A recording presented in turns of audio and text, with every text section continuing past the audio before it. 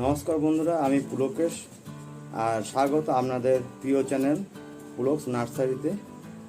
আজকে আমি আপনাদেরকে মানি প্লান্ট গাছ তো লতানে হয়, লতি যায়, তো সেই লতানো গাছকে কিভাবে সুন্দর আমরা একটা ডেকোরেট করতে পারি সেটার বিষয়ে আজকে ভিডিও। তাহলে চলুন শুরু করা যাক, হাতে কলমে কাজটি শিখে নেওয়া যাক। এই দেখুন, মানি প্ল্যান্টটা এইভাবে ঝুলে গেছে, এইভাবে অনেকটা ঝুলে গেছে, আরও ঠেংরা বেরোচ্ছে। দেখুন, এইগুলো তো ঝুলবে আস্তে আস্তে।